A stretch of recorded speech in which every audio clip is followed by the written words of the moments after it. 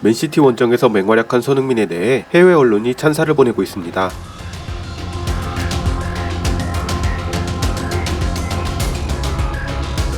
원정팀 공격수들의 무덤인 맨시티 원정에서 상대적으로 적은 기회에도 불구하고 1골 1도움 1기점을 기록하며 맹활약한 손흥민에 대해 해외 언론과 레전드들의 찬사가 줄을 잇고 있습니다.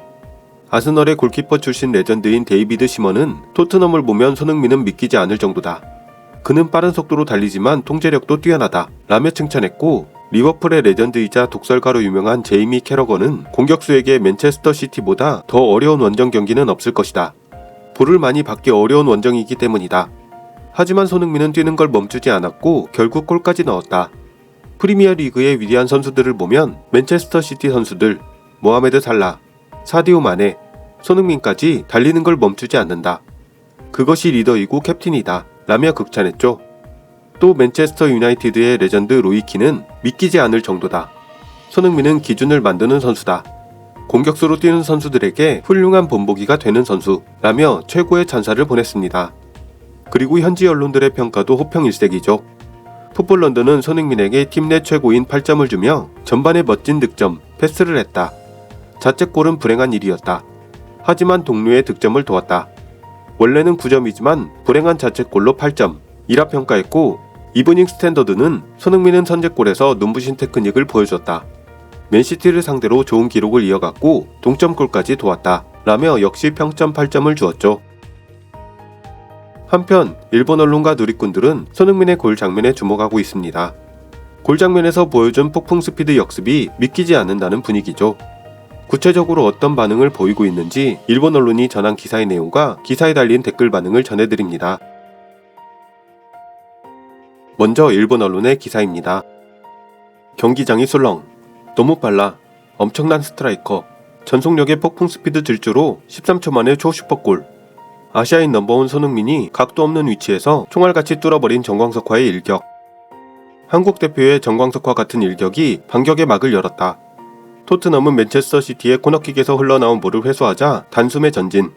마지막은 쿨루셉스키의 절묘한 롱패스로 빠져나간 손흥민이 1대1을 강인함과 능숙함으로 제압하며 귀중한 선제탄을 터뜨렸다. 득점 없이 맞이한 6분, 토트넘은 자기 진영에서 맨체스터 시티의 코너킥을 상대로 수비하고 있었다. 골키퍼 비카리오의 펀칭에 반응한 브라이언 힐은 화려한 턴으로 필포든의 압박을 회피. 곧바로 클루셉스키에게 볼을 맡겼고, 스웨덴 대표 공격수는 전방으로 달려가는 손흥민을 목표로 절묘한 패스를 보냈다.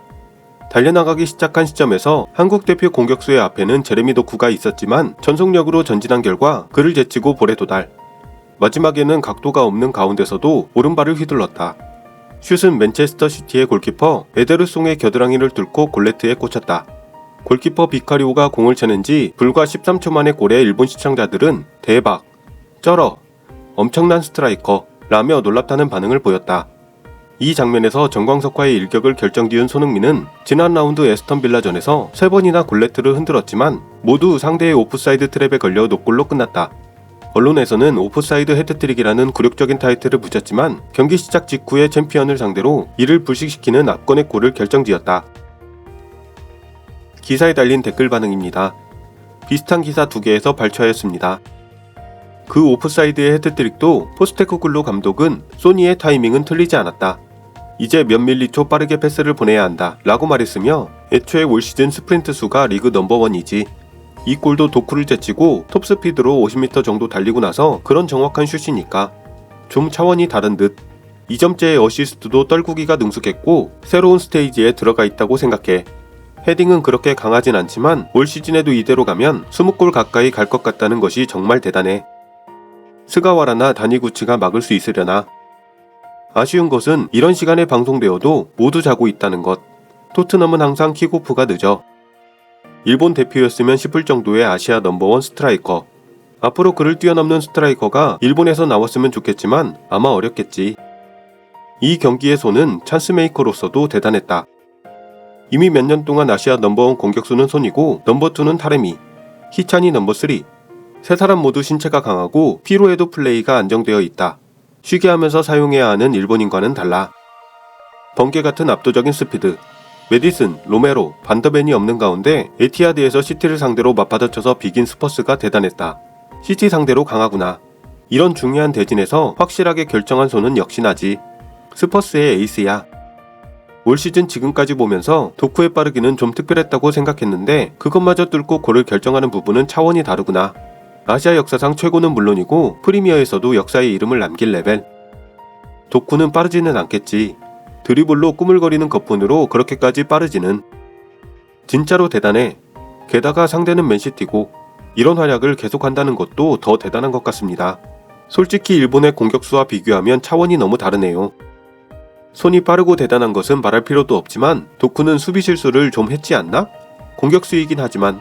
그리고 순간적인 속도는 대단하지만 장거리는 서툰 것일지도. 옛날에 메시가 카카에게 발렸던 것이 생각났다. 역시 대단하구나. 세세한 테크닉이 있는 것은 아니지만 요소요소에서 불합리한 존재. 부상자가 속출하는 가운데 주장으로서 똑바로 팀을 이끄는 훌륭한 활약. 케인이나 메디슨 없이도 맨시티와 비긴 거니까 대단해. 역시 캡틴 손흥민. 미토마도 올해 슈퍼골을 넣었지만 역시 득점력이 더 있었으면. 언젠가의 첼시전 떠올랐다. 손은 정말 대단해. 뭐 아시아 역대 최고는 인정하지 않을 수 없어. 제대로 일하는 베일이구나. 자책골의 고속역습에 왠지 혼자 날뛰는구나. 손흥민도 좋고 살라도 좋고 30 넘은 선수가 아직 척척 활약하고 있어서 기뻐. 작년 이맘때쯤 많이 있었던 살라도 손흥민도 끝났어 라는 소리는 지금은 전혀 들리지 않게 되었다. 손흥민이야말로 과소평가되고 있는 선수.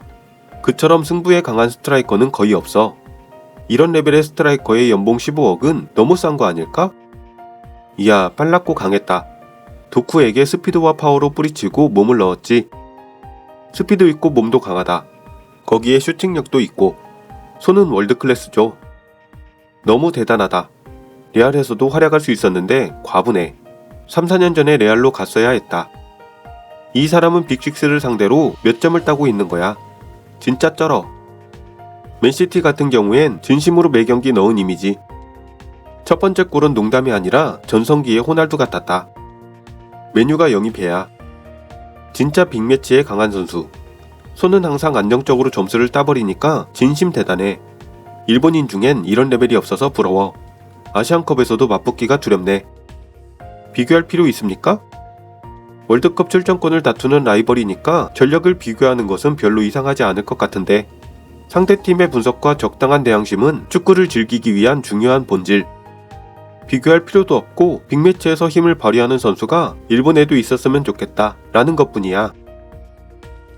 한편 축구 통계 매체인 소파스코어의 분석에 의하면 맨시티전에서 손흥민의 골 기대값은 0.13, 어시스트 기대값은 0.03이었다고 합니다.